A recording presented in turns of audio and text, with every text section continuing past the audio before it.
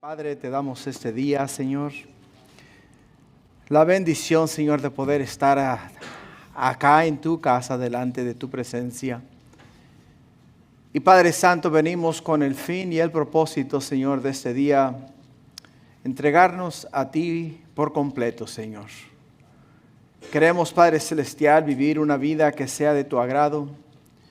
Queremos, Padre Celestial, caminar en tu presencia. Queremos, Padre Santo, vaciarnos completamente delante de ti, Padre mío, para adorar, para bendecir, para glorificar y exaltar el nombre que es sobre todo nombre, tu nombre, Padre.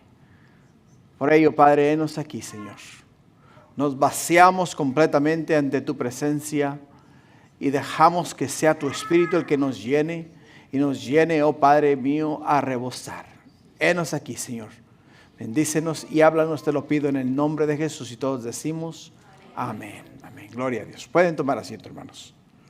Señor me la bendiga. ¿Cómo estamos? ¿Listos para Cristo? Amén. Gloria a Dios, gloria a Dios. Vamos al libro de Filipenses, capítulo 1, y vamos a dar a continuación la semana antepasada, no la pasada, la antepasada. ¿O fue la pasada? No, fue la antepasada, ¿no? La que dimos a la introducción. Ahorita estoy que no sé ni siquiera dónde estoy parado. He perdido la noción del tiempo y hasta cierto punto eso es bueno, ¿verdad? Porque no nos debemos de preocupar por el mañana. ¿Por qué? Porque tenemos que vivir el presente, el día de hoy. Así es de que en Filipenses capítulo 1 de los versículos 3 al 11 es donde vamos a estar estudiando el día de hoy. El tema de hoy, hermanos, es las señales de la vida del cristiano. Las señales de la vida del cristiano. Es el tema que vamos a estar tocando el día de hoy. Las señales de la vida del cristiano. Y meditando en las palabras del apóstol Pablo y en lo que él estaba viviendo en esos tiempos, me vino a la mente algo que para mí de verdad me causó gran asombro. ¿Por qué? Porque ¿cómo puede un hombre dar gracias a Dios cuando ha sido ultrajado, golpeado, torturado e incluso apedreado y dejado como muerto fuera de la ciudad? ¿Cómo puede un hombre tener ese gozo, tener esa paz, tener esa bendición de estar en una celda atado a un soldado romano y tener el gozo de escribir lo que conocemos el día de hoy, la epístola del gozo, la epístola que nos habla acerca del gozo que solamente Dios puede producir en la vida de uno de sus hijos. Y eso, hermanos, me llenó a mí de alegría en el corazón. Porque cuando solo se sabe de Cristo y de lo que Él ha hecho por nosotros, vamos a cuestionar por qué Dios permite que nos ultrajen, que nos golpeen, que nos torturen, que nos hablen mal, que continuamente nos hagan sentir inferiores. O sea, siempre vamos a decir, Señor, ¿por qué? ¿Por qué permites esto en mi vida? ¿Por qué permites, Señor, que las personas no me tengan consideración cuando literalmente yo lo doy todo por ti? Trabajo para tu reino, soy fiel en el estudio de tu palabra, continuamente ayudo al necesitado. Si alguien tiene sed, le doy de beber. O sea, Señor, yo trabajo para ti. ¿Por qué permites que esto ocurra a mí? Pero, hermanos, eso viene a razón de que solo se sabe de Cristo y no se conoce a Cristo. Cuando Pablo escribe esta epístola, él no estaba en el Hyatt, ni tampoco estaba en el Embassy Suites, ni tampoco estaba en el Marriott, ni tampoco estaba en las riberas de Cancún. O sea, no estaba en West Palm Beach, no estaba en ningún lugar de vacaciones. Estaba en una celda, estaba entre soldados romanos. Estaba él en ese lugar donde estaba esperando para comparecer ante el emperador para dar entonces su defensa. Pero aún en esas condiciones, a él no le importaba lo que estaba viviendo, porque él sabía y él entendía que Cristo le dio a él un propósito. Cristo le trazó a él el plan para la vida de él y él entendió que su vida en esta tierra en sí, hermanos, era insignificante comparada a la eternidad que nos espera con Cristo Jesús. Mira lo que dice él específicamente, el apóstol Pablo en Gálatas capítulo 1, versículo 11. El apóstol Pablo escribe estas palabras, o sea, esa porción de la escritura donde dice: mas os hago saber, hermanos, que el evangelio anunciado por mí no es según hombre. ¿Te das cuenta? Pues yo ni lo recibí ni lo aprendí de hombre alguno, sino por revelación ¿de quién? Por revelación de Jesucristo. Porque ya habéis oído acerca de mi conducta en otro tiempo en el judaísmo, que perseguía sobremanera a la iglesia de Dios y la asolaba. Y en el judaísmo aventajaba a muchos de mis contemporáneos en mi nación, siendo mucho más celoso de las tradiciones de mis padres. Pero cuando agradó a Dios, que me apartó desde el vientre de mi madre, me llamó por su gracia. Me llamó por su gracia, dice, y revelara a su Hijo en mí, para que yo le predicase entre los gentiles. Y no consulté enseguida con carne y sangre, ni subí a Jerusalén a los que eran apóstoles antes que yo, sino que fui a Arabia y volví de nuevo a Damasco. Si el apóstol Pablo dice las palabras, el evangelio, el mensaje que yo recibí, no lo recibí de hombre alguno, me lo enseñó Jesús. Me lo enseñó Jesús. Y cuando se conoce, cuando se llega a tener esa relación íntima y personal con Jesús, no importan las circunstancias en esta vida, ¿te das cuenta? No importa la tortura, no importan los insultos, no importan las veces que te injurien, no importan las veces que te maltraten, no importa dónde te dejen o cómo te traten, no importa nada de esto en la vida. Porque no vives para agradarte a ti mismo, vives para agradar al Señor. Vives para agradar a Dios. Y eso es lo que el apóstol Pablo nos quiere enseñar a nosotros a través de esta epístola. La epístola del gozo. La epístola del cual, el gozo, el cual viene de parte de Dios, no de parte de las circunstancias que estás viviendo, ni de las personas que están a tu alrededor, sino que viene de Dios y para nosotros. ¿Por qué? Porque es la voluntad de Dios para nuestras vidas. Y si es la voluntad de Dios para nuestras vidas, hermanos, entonces quiere decir que no importa lo que pase a nuestro alrededor, vamos a tener la paz que sobrepasa todo entendimiento. Así es de que el primer aspecto de las señales de la vida del cristiano es el gozo del cristiano o el gozo del cristiano. O sea, el gozo que viene de tener a Cristo en nuestro corazón. Es el primer aspecto de nuestro estudio este día. Filipenses 3 dice: doy gracias a mi Dios siempre que me acuerdo de vosotros, siempre en todas mis oraciones, rogando con gozo por todos vosotros, por vuestra comunión en el evangelio desde el primer día hasta hoy. Hasta hoy. El Señor me ha dado la bendición y la oportunidad, hermanos, de ministrar no solamente a ustedes aquí en el santuario, sino también de ministrar a personas que han cometido fechorías y están en una celda, están en la cárcel, en la prisión.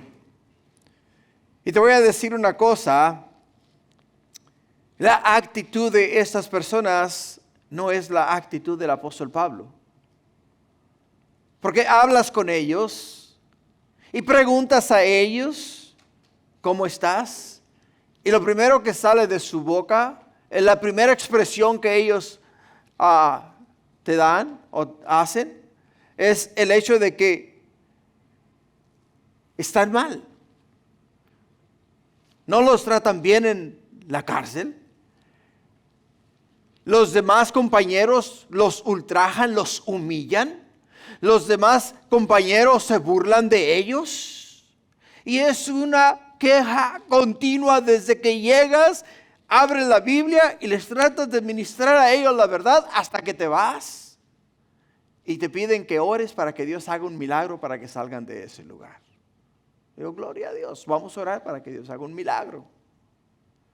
Pero vemos al apóstol Pablo en esta celda que las primeras palabras que salen de él en relación a la iglesia de Filipo, dice, doy gracias a mi Dios siempre que me acuerdo de vosotros. ¿Por qué da gracias él a Dios cada vez que se acuerda de vosotros? Porque en el versículo 3 Pablo apela a los recuerdos de su visita a Filipo y combina el recuerdo con la gratitud. Con la gratitud. ¿Por qué, hermanos? Porque en nuestras relaciones personales es una gran cosa no tener nada más que recuerdos felices. Si tú te das cuenta, la mayoría de las veces cuando tú recuerdas algo o te viene algo a la memoria, son siempre recuerdos agradables. Siempre son recuerdos agradables. Nunca estoy seguro que te acuerdas de cosas que no fueron agradables a tu persona. Y el apóstol Pablo recordaba los momentos en los cuales él llegó a Filipo, llegó a la orilla del río, encontró aquel grupo de mujeres estudiando la palabra de Dios y alabando al Señor. Y se acerca a ellas y les comienza a enseñar la palabra de Dios. Y comienza a ver el brillo en sus rostros, el entusiasmo y el deseo de saber más acerca de Jesús. El deseo de saber más acerca del Mesías prometido por Dios a los judíos. Y querían entender por qué. Y por qué el mensaje no había llegado a ellos o a ellas antes para tener ese gozo, el cual el apóstol Pablo y sus acompañantes tenían en sus corazones. Y el apóstol Pablo recuerda estos momentos maravillosos. ¿Por qué? Porque fueron momentos, hermanos, en los cuales estos hermanos conocieron a Jesús. Y no hay, hermanos, momentos más maravillosos que recordar cuando una persona da su vida a Jesús. No sé cuánto tiempo tú tengas caminando con Cristo. Es entre tú y Dios, pero no sé a cuántas personas tú has llevado a Cristo. ¿A cuántas personas les has hablado de Jesús?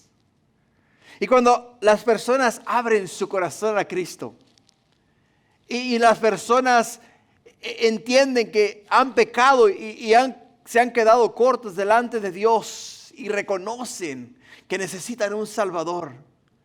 Y abren su corazón a Cristo y comienzas a mirar las lágrimas, hermanos, correr por sus mejillas.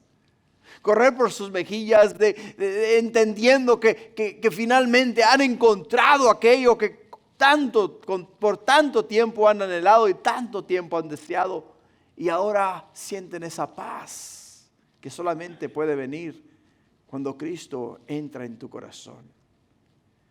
Y es ahí donde el apóstol Pablo recuerda su experiencia con las mujeres a la orilla del río mientras les predicaba la palabra de Dios. Su experiencia mientras caminaba por la ciudad y daba testimonio de la grandeza y el poder de Dios a través de su Hijo Cristo Jesús. Mientras él fue llevado literalmente delante de las autoridades y acusado como una persona que causaba contienda, y finalmente después de enjuiciarlo lo meten en la cárcel. ver el milagro de Dios, como Él, Señor, les quita a todos, no solamente a Él, a todos los que estaban en la cárcel, las cadenas, los deja libres. ¿Libres para qué? Libres para salir de aquella celda, salir de aquella prisión, huir y comenzar una nueva vida. Mas ellos eligieron quedarse en aquel lugar para poder ministrar a aquellas personas que necesitaban saber acerca de Jesús. Por ello, cuando el apóstol Pablo escribe estas palabras, doy gracias a mi Dios siempre que me acuerdo de vosotros. Siempre en todas mis oraciones, dice, rogando con gozo, dice, por todos vosotros. O sea, rogando con gozo, o sea, estoy pidiendo a Dios por vosotros, por su bienestar espiritual. Y estoy tan feliz del hecho de que haya tenido la oportunidad de ministrarles, presentarles el Evangelio, que ustedes hayan venido a conocer a Cristo Jesús a través de mi persona. Estoy sumamente agradecido con Dios. Estoy sumamente agradecido con Dios. ¿Por qué? Porque el momento que ustedes recibieron a Jesús, vinieron a ser mi familia. Vinieron a ser mis hermanos, mis hermanas. Vinieron a ser hijos de Dios.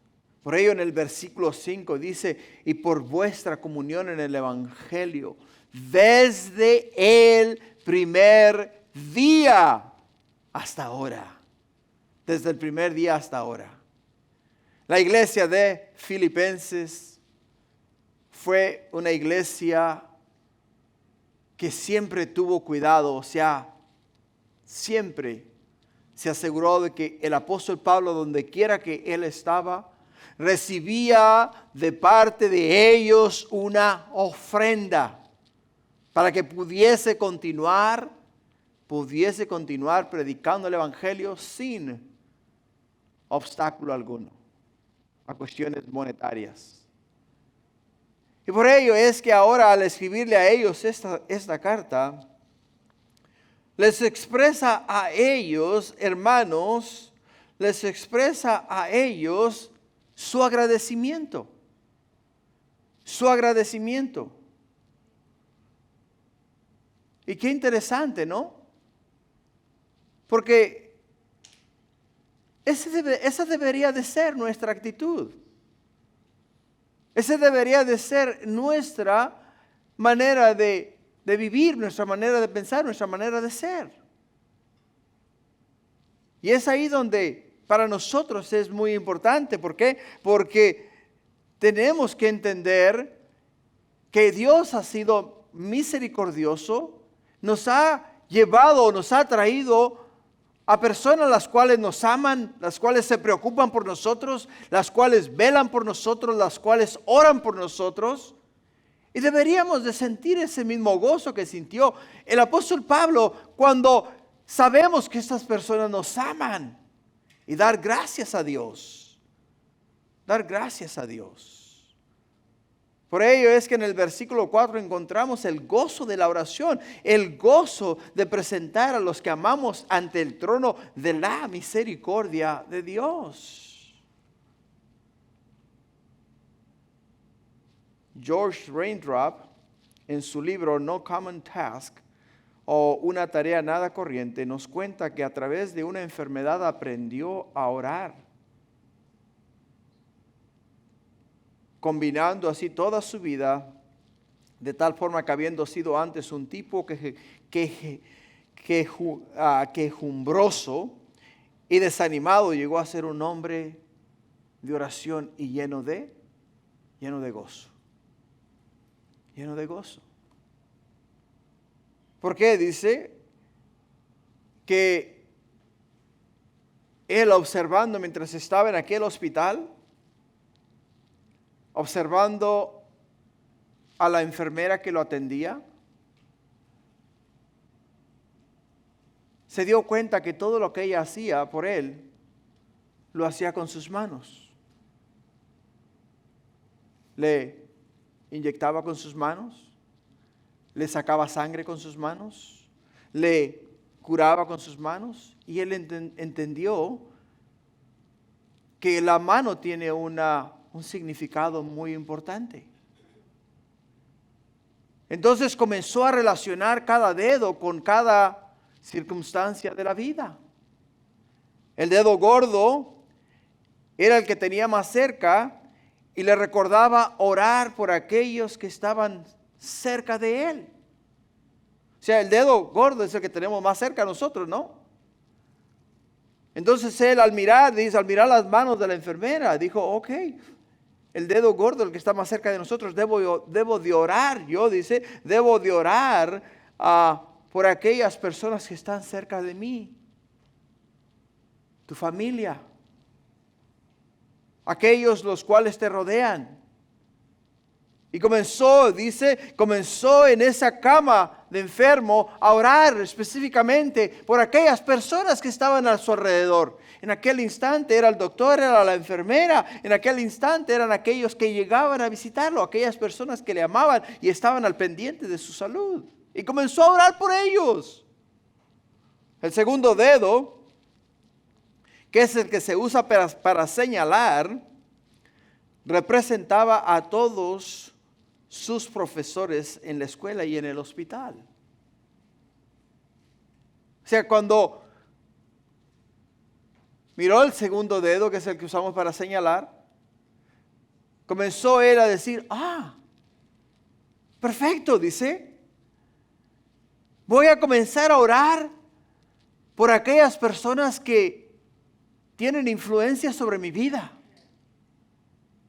tales como los que me han enseñado, tales como los que me dirigen, tales como los que tengo por sobre de mí. O sea, voy a comenzar a orar por ellos. ¿Y comenzó a qué? Comenzó a orar específicamente por estas personas. Y el tercer dedo, que es el más alto, representaba a la gente importante, a los dirigentes en todas las esferas de la vida. O sea, comenzó a orar por el presidente, por el gobernador, por el alcalde, por la policía, comenzó a orar por los bomberos, comenzó a orar por los pastores, por los diáconos, comenzó a orar por todos aquellos que tenían una posición de autoridad. Comenzó a orar por ellos. ¿Dónde comenzó a orar por ellos? Ahí tirado en aquella cama. En aquella cama.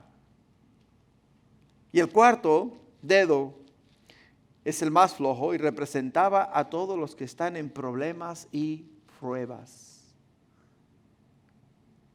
Comenzó a orar específicamente por todas aquellas personas que tenían problemas, tenían pruebas, estaban pasando por dificultades. Miraba a su compañero de cama y decía, el Señor va a trabajar en tu salud, conoce tu problema, sabe cuál es la necesidad, conoce perfectamente lo que a ti te hace falta y Él te lo va a proveer. Comenzó a orar, usando la ilustración de la mano de la enfermera. Y cada vez que la enfermera llegaba al cuarto, le recordaba por qué tenía que orar. Y el dedo más pequeño, que es el meñique,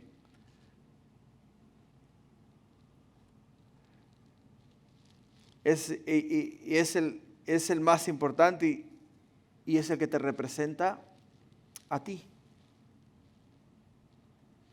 El más pequeño, somos los más pequeños y es el que nos representa a nosotros.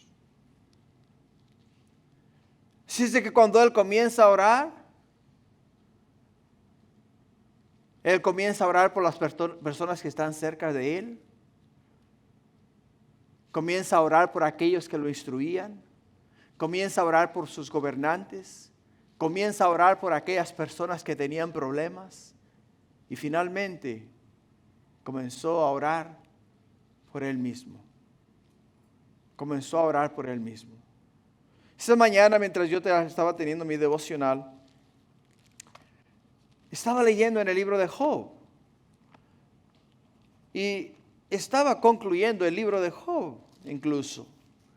Y en el capítulo 42 de Job, me impactó mucho este versículo, porque en el versículo 10 específicamente, de Job 42, nos dice la escritura en el versículo 10 del capítulo 42 de Job, dice, y quitó Jehová la aflicción de Job cuando él hubo orado, dice, cuando él hubo orado por sus amigos, y aumentó el doble de todas las cosas que le habían sido, que habían sido de Job. O sea, cuando Job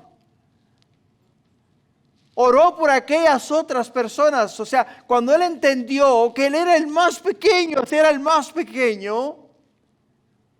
y entendió que tenía que primeramente poner a las demás personas antes que a él, fue cuando Dios literalmente se glorificó en la vida de este hombre. Hermanos, es una ilustración tan maravillosa y tan hermosa, porque vemos nosotros muchas veces que cuando se trata de orar, oramos por nosotros. Y por nosotros, y nunca nos detenemos a orar por las demás personas. Estamos enfermos, Señor, ten cuidado de mí, sana mi cuerpo, ayúdame a sentirme mejor, porque tengo que ir a trabajar. Señor, mira el problema tan grande que tengo que pagar la renta y no tengo dinero, Señor. Oh, Padre, me corrieron del trabajo, ¿ahora qué voy a hacer? O sea, todo es mí y mí. Yo, y solo yo. Si lees a través del libro de Job, te darás cuenta que Dios pasó a Job por una prueba muy fuerte. Y vemos a Job literalmente quejándose de lo que está pasando en su vida. Él dice delante de sus amigos, yo soy justo. Él dice delante de sus amigos, yo he sido fiel a Dios. Él dice delante de sus amigos, yo he ayudado a Dios. Yo he servido a Dios. Y era todo yo, hasta que finalmente en el libro de Job, capítulo 42, versículo 5, Dios se le revela a él y dice, antes, dice, había oído de ti, pero ahora te han visto mis ojos. Ahora él entendió que era insignificante. Era muy pequeño. Por ello, cuando el apóstol Pablo les dice a nosotros en el versículo 4, para ser más específicos, siempre en todas mis oraciones, dice, rogando con gozo por todos vosotros, lo que él está diciéndoles a ellos, hey, yo cada vez que oro por ustedes, siento una gran alegría, un gozo inexplicable cuando sus rostros vienen a mi mente, cuando sus nombres son recordados por mí y siento aquella alegría, aquel gozo y solo quiero orar por ustedes. Quiero interceder a Dios por el bienestar espiritual, físico de ustedes. Quiero que ustedes estén bien. ¿Por qué?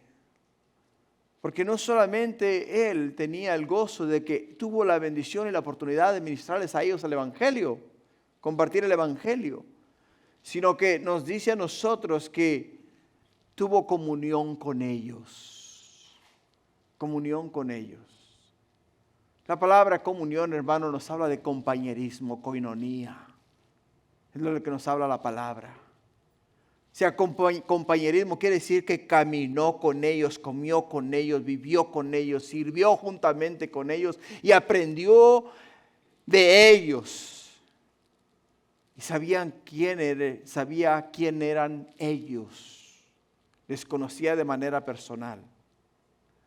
Por ello es que para nosotros los eventos del parque, el día de ayer en la playa, en los bautismos, son muy importantes.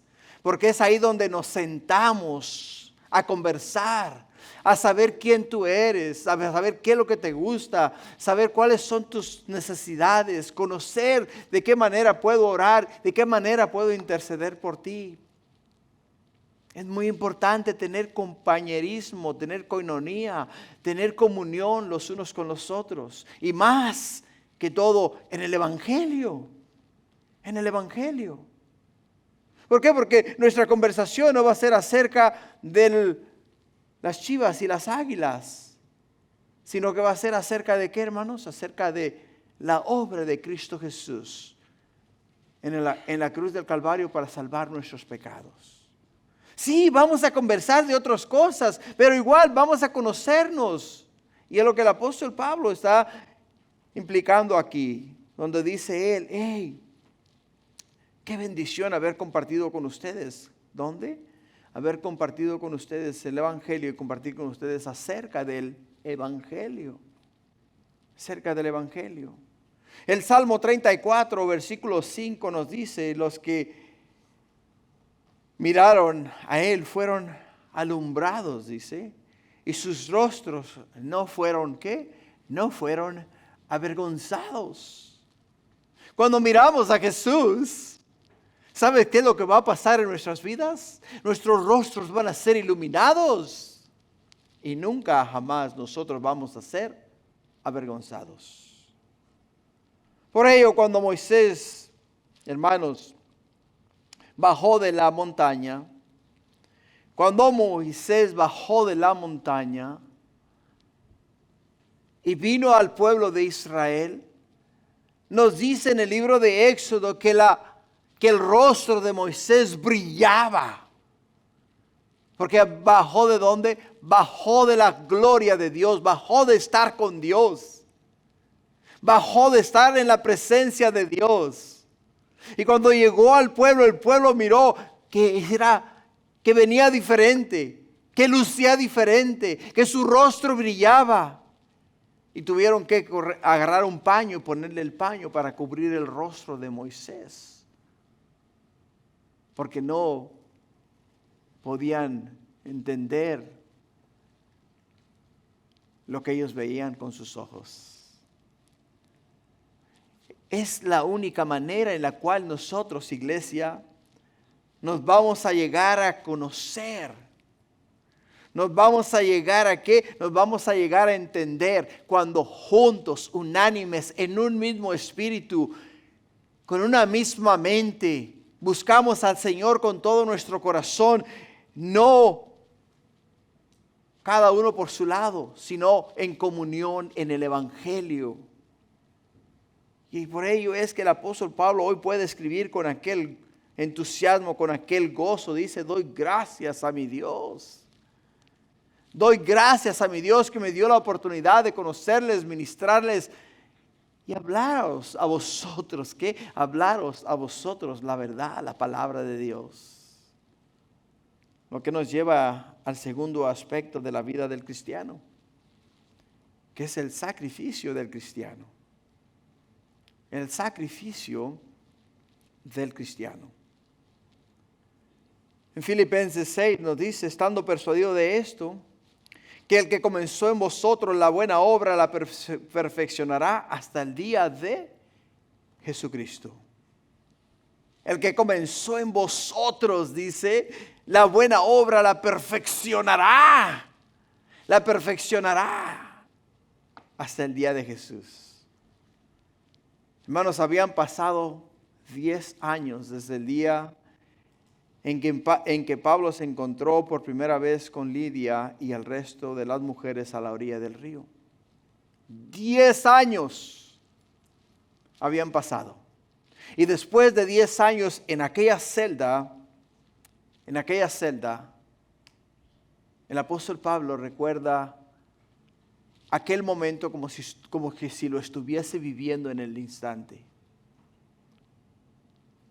Por ello, he aquí en una prisión romana, pensando en lo que el Señor había hecho en ellos y a través de ellos, el corazón de Pablo se llenaba de confianza acerca de la iglesia de Filipos. Se llenaba de confianza. ¿Por qué? Tenía tanta confianza Pablo en su corazón. Por el hecho, hermanos, de que él entendía de que aquel que comenzó la buena obra en ellos, aquel el cual dio su vida en rescate por la vida de ellos, sería fiel y justo para terminar la obra que había comenzado en ellos. El apóstol Pablo no estaba en Filipenses. El apóstol Pablo no estaba ahí para enseñarles a ellos la palabra de Dios, llevarlos a través de las Escrituras y desglosarla y enseñárselas a ellos para que ellos pudiesen llegar a tener un conocimiento más profundo acerca de la verdad. Pero sí sabía que él no estaba ahí, pero Jesús sí estaba ahí. Él lo vivió. Pablo lo vivió. Jesús se le reveló a él. Jesús le dio el evangelio a él. Jesús le enseñó el evangelio a él y les dice a ellos de la misma manera que el Hijo de Dios, Jesús, el Salvador del mundo, se me apareció a mí, me enseñó a mí la palabra de verdad, la cual os he compartido a vosotros. Él es fiel y justo para hacer exactamente lo mismo con ustedes. Y el mensaje no era para ellos solamente. El mensaje era para la iglesia y para nosotros este día. Muchas veces dirás tú, ¿sabes qué? Yo por la semana o durante la semana no leo la Biblia, no la entiendo, no me sirve de nada la lectura. Así es de que espero que llegue el día domingo y el día domingo dejo que el pastor me la explique y me ayude a entenderla. Pero no es verdad. ¿Sabes por qué? Porque a medida que tú vas leyendo, a través de la palabra de Dios, el Espíritu de Dios va obrando en tu vida, en tu persona, en tu corazón. Dirás tú, no entiendo. Dirás tú, no aprendo. Dirás tú, es muy difícil de discernir lo que se dice aquí en la Escritura. Pero cuando menos te des cuenta, te encontrarás en una situación en la cual los versículos que leíste, que creías tú que no entendías, que creías tú que no tenían significado, van a brincar a tu mente y van a dar razón de la fe que tienes en Cristo Jesús. Y es ahí donde tú vas a decir, ¿de dónde salió esto? Bueno, salió de las tablas de tu corazón, porque el momento que tus ojos fueron puestos en la palabra de Dios, el momento que tu mente comenzó a leer a través de las líneas, a través de la Escritura, el Señor comenzó a escribir toda su palabra en las tablas de tu corazón. Y comenzaste a aprender. Por ello, creo que si Pablo estuviera vivo hoy, mostraría la misma confianza. Somos conscientes, ¿no?, de aquellos que dicen, ¿qué le pasa a la iglesia? ¿Por qué la iglesia no está en llamas? Pero a los que dicen que es necesario un avivamiento, les digo hoy día, hermanos, ¿no lo ven? ¿No lo ven? O sea, un avivamiento, iglesia, no es brincar. Un avivamiento, hermanos, no es el correr para allá, el correr para acá, el ir en todas diferentes direcciones. Avivamiento quiere decir es despertar a uno que estaba muerto y lo ha traído el Señor nuevamente a la vida. ¿De qué manera? A través de su palabra. A través de su palabra. Aquellos de espíritu seco, aquellos que su espíritu estaba en hueso completo, total, puro hueso. El Señor comienza nuevamente a poner tendones, a poner músculos, a poner piel, a formarte nuevamente y hacerte a la imagen y semejanza de Cristo Jesús. ¿De qué manera? A través de su espíritu y a través de su palabra. A través de su palabra. Pero una de las cosas que te puedo decir es el milagro más grande que tú puedas ver en tu vida es tu conversión. Tu conversión. ¿Por qué? Porque, ¿sabes? Dice la Escritura que Antes de yo venir a Cristo, estaba muerto en delitos y pecados. Antes de tú venir a Cristo, estabas muerto en delitos y pecados. Pero el día que yo dije, Señor Jesús, reconozco ser pecador, te invito a entrar en mi corazón. De ese día en adelante el Señor me trajo a una nueva vida en Cristo Jesús. A una nueva vida en Cristo Jesús. Ahora, ¿por qué existe la tendencia entre nosotros cristianos a pensar que el Señor siempre está pidiendo más y más? Que si oran ahora, deberías de orar, que si oras 1 hora, deberías de orar 2. Que si le predicaste a una persona, tienes que predicarle a 3. Que si leíste la Biblia a media hora, tienes que leerla por 3 horas. Que si tenías que, te pones tú mismo normas, reglas y cosas que son difíciles de llevar, cuando Dios lo único que quiere es un corazón contrito y humillado, alguien con quien Él pueda conversar, alguien con quien Él pueda, a quien Él pueda enseñar. Lo que Dios busca, lo que Dios quiere una persona que desee conocerle a manera personal. Que puedas decir tú, a Jesús le gusta el café negro. Oh, a Jesús le gusta el pan tostado. Oh, a Jesús le gusta la carne bien cocinada. Que puedas decir tú, oh, Jesús me ha enseñado a amar, a respetar, me ha enseñado a valorar, me ha enseñado a amar incondicionalmente. ¿Dónde? ¿Y de qué manera? Porque he pasado tiempo con Él. Él me ha ido hablando, me ha ido ministrando, me ha ido enseñando. Yo sé ¿qué es lo que le parte su corazón a Él? Yo sé qué es lo que lo hace a Él feliz. Esa es la manera de conocer a alguien. Cuando se comienza a noviar, o sea, cuando por primera vez conoces a una persona que te atrae, automáticamente le llamas al amigo, oye, ¿de qué familia es? Comienzas acá a estudiarlo, a estudiarla, no sé. ¿De qué familia es? ¿Dónde vive? ¿Cuánto tiempo tienen acá? ¿De qué religión son? Oh, de veras, oh, qué bien. O sea, comienzas después a presentarte, te presentas y le dices, hey, ¿qué te parece si vamos a un paseo al parque? ¿Qué te parece si nos tomamos un helado? ¿Qué te parece si vamos a ver una película? O sea, todas estas cosas son ¿qué? A manera de estudio, a manera de conocer a alguien. Eso es exactamente lo que nosotros tenemos que conocer para podernos llegar a enamorar de Jesús de una manera incondicional. Tenemos que hacerlo, iglesia. Tenemos que hacerlo. Por ello, estoy convencido de que muchos cristianos esperan de sí mismo algo que Dios en sí jamás espera de ellos. ¿Por qué? Porque no entienden que el que comenzó en nosotros la buena obra la perfeccionará. No eres tú el que te cambias a ti mismo, es Dios el que nos cambia a nosotros. Es Dios el que nos forma la imagen y semejanza de Cristo Jesús. Es Dios el que pone en nosotros el querer justamente con el hacer. Es el Señor el que diariamente, hermanos, nos ayuda ¿a qué? A seguir a Jesús. En el versículo 7 nos dice, ¿cómo me es justo sentir esto de todos vosotros?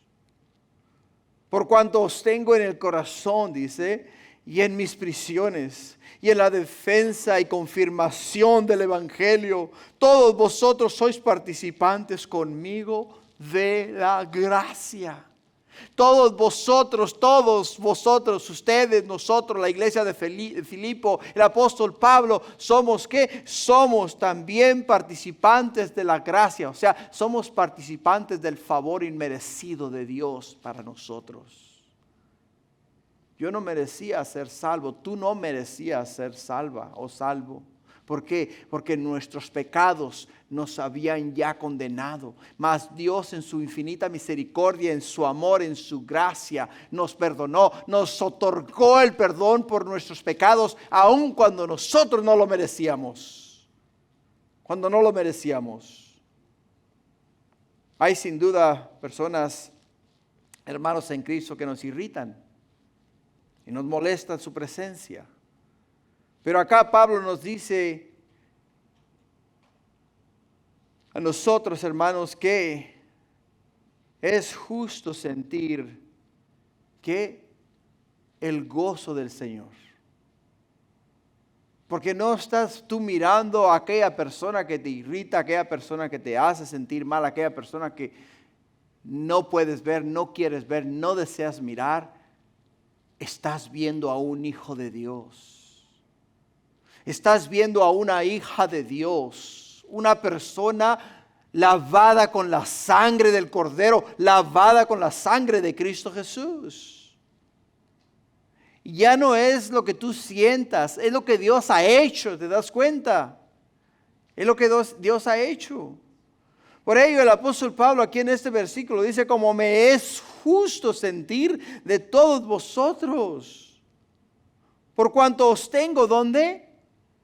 Os tengo en mi corazón, dice, y en mis prisiones, dice, y en la defensa y confirmación del Evangelio. O sea, ustedes no solamente están en mi corazón, sino que la razón por la cual estoy en esta celda, en esta cárcel, es por predicar el Evangelio, por predicar la verdad, por hablar acerca de Jesús. Pero ustedes son la confirmación de que he llevado a cabo el trabajo que el Señor me ha encomendado a usted, a hacer con ustedes.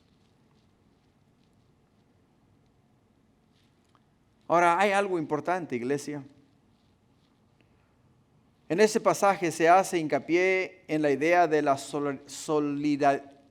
solidaridad cristiana. Y hay varias cosas que los cristianos comparten. Primero, la gracia. Somos personas que compartimos una deuda común con la gracia de Dios. Todos, sin excepción alguna, merecíamos la muerte. Todos. La Escritura nos dice, no hay justo ni siquiera uno, por cuanto todos pecaron, están destituidos de la gloria de Dios. Todos.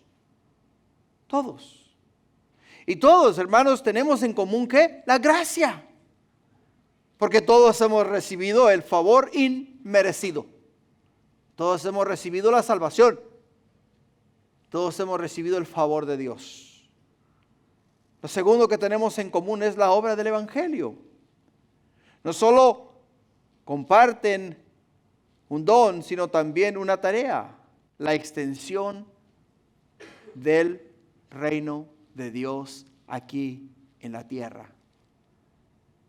Todos los que hemos sido lavados con la sangre de Cristo Jesús tenemos un compromiso con Dios, una tarea con Dios.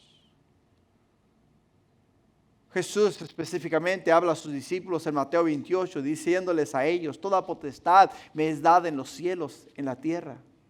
Por lo tanto, dice, id y haced discípulos de las naciones, bautizándoles en el nombre del Padre, del Hijo y del Espíritu Santo. Toda potestad, dice Jesús, me es dada. Toda. Ahora ustedes, mis discípulos, dice Jesús, mis discípulos, vayan y prediquen las buenas nuevas de salvación. Yo os he perdonado a ustedes por gracia. Yo os he perdonado a ustedes cuando no merecían ser perdonados. Ahora ustedes vayan y extiendan lleven ese mismo mensaje a otros para que sepan que también estoy dispuesto a perdonarles a ellos también.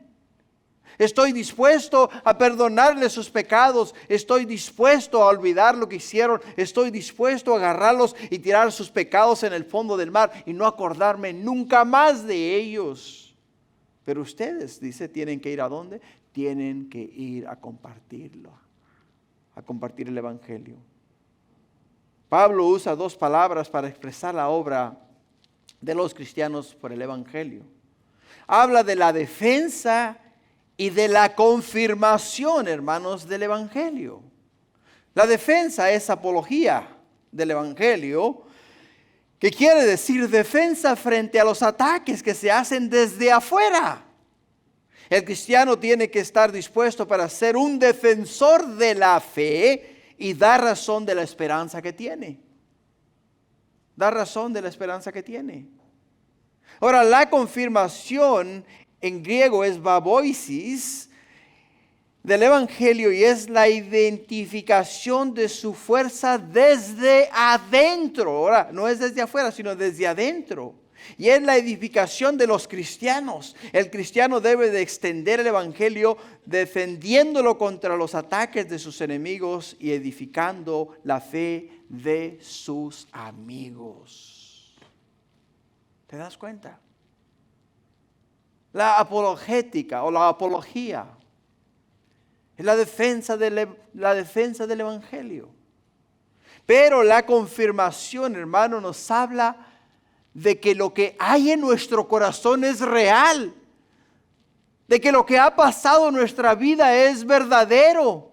Y no solamente es verdadero, sino que ahora necesitamos compartirlo, llevarlo a otras personas. Acá en la iglesia, después de que terminamos el servicio, la mayoría les gusta ir a comer a diferentes restaurantes. Y cada vez que encuentran un restaurante que les gusta, lo comparten con el grupo y mira que ahí sirven unos tacos, pero caramba, riquísimos. Tienen un sabor que wow, se te derriten en la boca. Y todos, ¡ah! ¿De veras? ¿Dónde? Dame la dirección, vamos ahí. Están compartiendo lo que les gusta.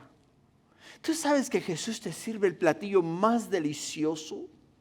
Los manjares seleccionados específicamente para nosotros. ¿Tú sabes que Jesús es el mejor chef, el cual le pone toda clase de sazón a su mensaje, a su palabra? Y es nuestra obligación compartir el hecho de que Él, hermanos, es el que nos puede dar a nosotros y saciar a nosotros en todos los aspectos de la vida. ¿Por qué no compartirlo? ¿Por qué no compartirlo? Por ello es que los cristianos, hermanos, son solidarios en el sufrimiento del Evangelio. Dirás tú, bueno, voy a ir, voy a compartir. Y si no me aceptan, ¿qué? No importa. Van a ver quienes te van a ofender, van a ver quienes e incluso te van a correr, van a ver quienes incluso te van a amenazar. Pero recuerda que el tú llevar las buenas nuevas de salvación es tu obligación como hijo de Dios, como discípulo de Cristo Jesús. Y si nos quitan la vida, la Escritura dice que cerrar los ojos en la tierra es abrirlos en la presencia de Dios. Ganamos al final del día. Versículo 8. Porque Dios me es testigo de cómo os amo a todos vosotros con el entrañable amor de Jesucristo. Con el entrañable amor de Jesucristo. El día de hoy, hermanos, para expresar nuestro amor, decimos, te amo con todo mi corazón. Esa es la forma en la cual expresamos el día de hoy nuestro amor. Para Pablo, en lugar de referirse al corazón y la cultura, en los tiempos de Pablo se refería a los intestinos, como el asiento de las emociones más profundas. Cuando hay algo, una información o una noticia que es fuerte, impactante, ¿en dónde es donde primero la sientes? ¿En el corazón o en el estómago? ¿Dónde la sientes? En el estómago. Se te hace un nudo en el estómago. Se te hace un nudo en el estómago. Pierdes el apetito. Pierdes el deseo de comer. ¿Por qué?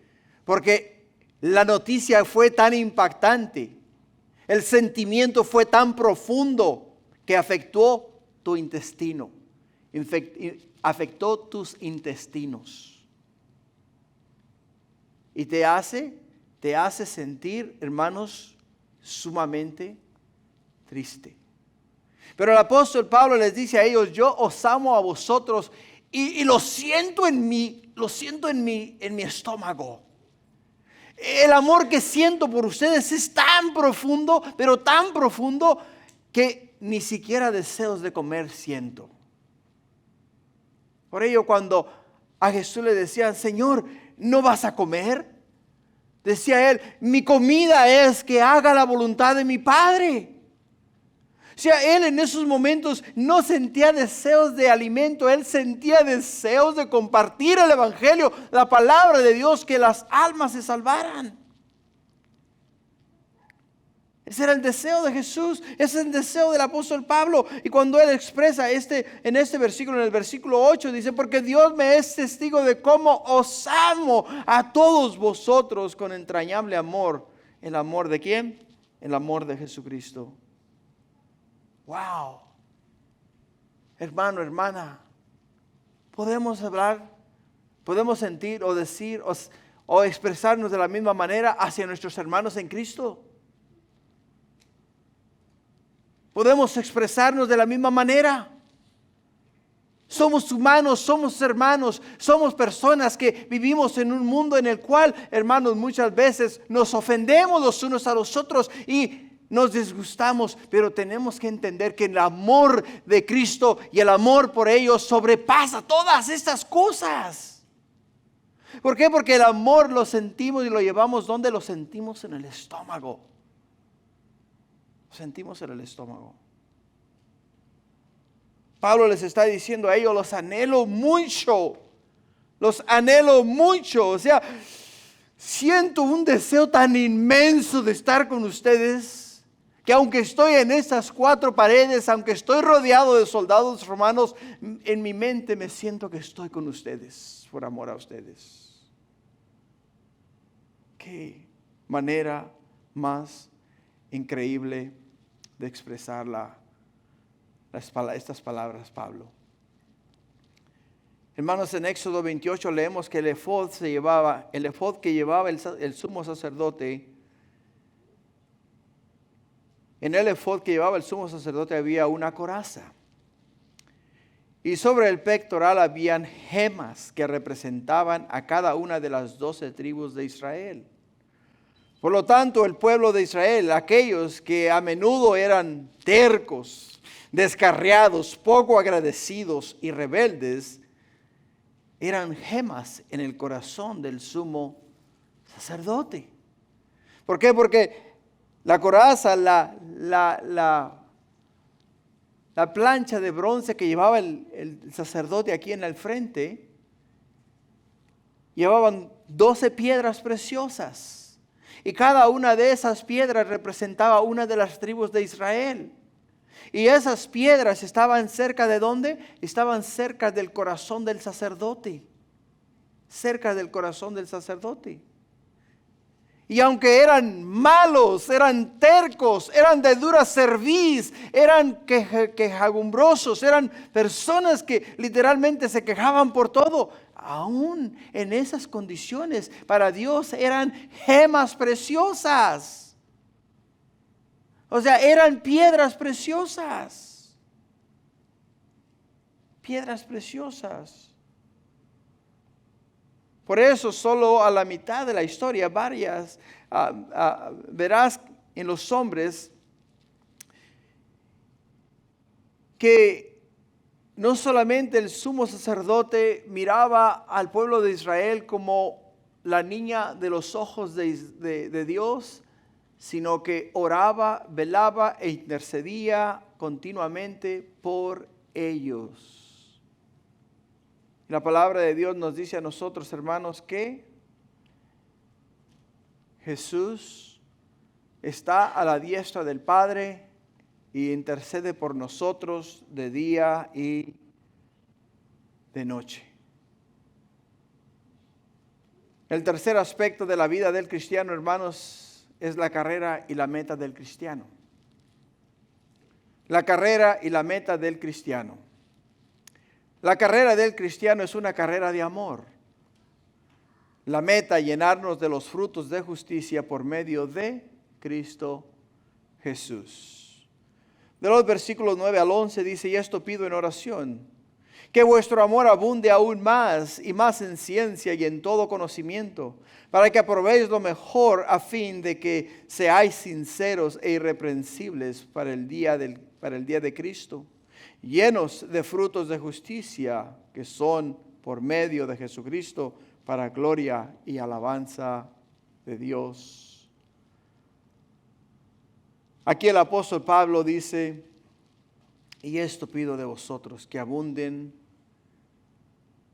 en amor más y más y más. ¿Por qué, hermanos? Porque la palabra de Dios nos dice que el amor cubre ¿qué? Multitud de pecados. El amor cubre multitud de pecados. Después de darles una palmadita en la espalda, Pablo ahora les dice a los filipenses: mi oración es que vuestro amor abunde entre ustedes. Pero que no sea un amor fingido, sino que sea un amor ágape. Un amor ágape, un amor incondicional. Un amor que refleje la persona de Cristo Jesús. Un amor el cual cuando tú amas, no importa lo que la persona te haya dicho, de la manera que te haya tratado, la forma en la cual se expresaron, tú le vas a amar a pesar de eso. Porque no miras sino a Jesús en esta persona. No miras sino a una persona redimida y lavada con la sangre del Cordero, con la sangre de Cristo Jesús. Y por ello es que el apóstol Pablo simple y sencillamente les dice a ellos: hey, yo de verdad quiero que sepan que mi oración es que ustedes se amen. Porque si hay amor, hermanos, entre nosotros, no hay nada que nos pueda separar. No hay nada que pueda destruir nuestra comunión. No hay nada que pueda destruir nuestro grupo de oración. Nada. Absolutamente nada. El problema es cuando no hay amor, es cuando vienen las contiendas. Vienen las contiendas. Y dice el apóstol Pablo también, continuando en el versículo 9, dice: más en ciencia y en todo conocimiento, para que aprobéis lo mejor a fin de que seáis sinceros e irreprensibles para el día de Cristo. Qué palabras más maravillosas. Qué palabras más maravillosas.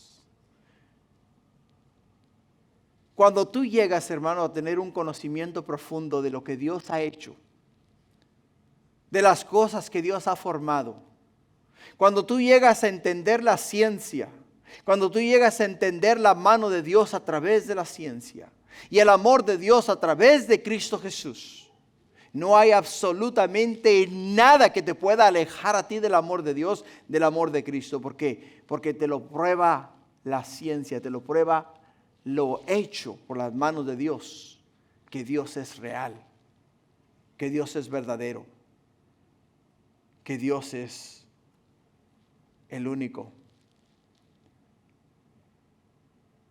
Por ello, hermanos, puedo aprender de ese o del ministerio de Jesús a través de lo escrito, a través de lo creado, a través de lo que Dios está haciendo en tu vida.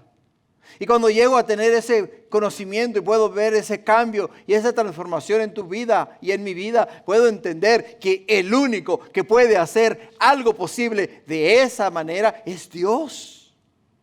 Y solamente Dios. Por ello es que Pablo podía pedir a ellos en oración que por favor se amasen los unos a los otros. Porque una vez que ellos se amasen los unos a los otros, iban a crecer. ¿Iban a crecer en qué? Iban a crecer en sabiduría y conocimiento acerca del amor de Dios. Acerca del amor de Dios. El amor es siempre el camino al conocimiento. Es el camino al conocimiento. Y ya te lo ilustré hace un momento que cuando te enamoraste por primera vez, querías por amor llegar a conocer a aquella persona al 100%. Por amor a ella o por amor a él. Te diste a la tarea de ver cuál era su color favorito, cuáles eran sus flores favoritas, qué tienda de herramienta era la que más le gustaba, cuál era el carro que más le gustaba manejar. O sea, todas estas cosas. Y lo hiciste por amor, ¿te das cuenta? Lo hiciste por amor. Por ello es que podemos ver acá que cuando el apóstol Pablo nos dice a nosotros que tenemos que ser irreprensibles, o sea, tenemos que ser sensibles al amor de Dios, y tiene que el Señor a través de nosotros hacer cosas maravillosas. Ahora hay otra cosa, que el amor es sensible a la mente y al corazón del ser amado. Si hieres los sentimientos de la persona que pretendes amar, no es un verdadero amor. Si amas a Jesús de todo corazón, seremos sensibles a su voluntad y deseo, y cuanto más le amamos, más nos retraemos del mal y deseamos ¿qué? Deseamos el bien. Así es de que, en conclusión, el apóstol Pablo establece el objetivo del cristiano en estos versículos que acabamos de leer. Y nos dice a nosotros que estar llenos de frutos de justicia, que son por medio de Cristo Jesús, hermanos, traen gloria y alabanza a Dios. Gloria y alabanza a Dios. Por ello es que el Hijo de Dios, seguidor de Cristo, no se propone obtener honores por su bondad para sí mismo, sino para Dios. El cristiano sabe y atestigua que es siervo del Dios Altísimo, y que no es su esfuerzo el cual lo ha llevado o lo ha ayudado a lograr sus metas, sino que ha sido el Señor a través de él, el cual le ha dado la bendición de poder conocer a Jesús a manera personal. Así es de que, iglesia, la pregunta del $1,000,000 es la siguiente. El apóstol Pablo nos exhorta en el versículo 11 que tenemos que estar llenos de frutos de justicia, que son por medio de ¿quién? Por medio de Jesucristo, para gloria y alabanza de Dios Padre. Así es de que la tarea para nosotros es no solamente, hermanos, entender el hecho de que las señales de la vida del cristiano es el amor, las señales de la vida del cristiano es la comunión, las señales de la vida del cristiano es la sinceridad, pero sobre todas las cosas, las señales del cristiano es la justicia de Dios en sus vidas. Y este día no solamente el examen es para ti, sino también es para mí. ¿Dónde estamos? ¿Y a qué nivel hemos llegado? Así es de que este día se lo vamos a dejar al Señor para que siga obrando en nosotros, y ahí vamos a concluir. Si por favor te pones de pie, vamos a orar y vamos a darle gracias al Señor por este estudio. Padre, gracias porque las señales de la vida del cristiano, Padre mío, son obvias. Nosotros, Padre Santo, como hijos tuyos, mi Dios, tenemos que amar incondicionalmente de la manera que tú nos amaste a nosotros. Padre mío, nosotros debemos de expresar también, Padre mío, ese amor que solamente puede venir de un Dios tan bueno como tú. Y Padre mío, nuestras obras deben ser obras de justicia. Padre mío, cosas que te agradan a ti, que son de tu agrado, Señor. Y este día, Señor, yo sé que quizá a muchos de nosotros, Padre Celestial, nos hablaste de esa manera personal y haya cambios que hacer en nuestro caminar contigo. Haya decisiones que hacer para vivir una vida santa. Y es ahí donde apelo a ti este día, Padre, por tu ayuda, para que nos esfuerces y nos ayudes para hacerlo de acuerdo a tu santa y perfecta voluntad. Aquí estamos, Padre, nosotros, tu iglesia, queremos seguir creciendo en sabiduría y entendimiento en quien tú eres y las cosas tan maravillosas que tú has hecho. Gracias, Padre, te amamos este día y siempre y te glorificamos en el nombre de Jesús. Todos decimos amén. Amén. Gloria a Dios.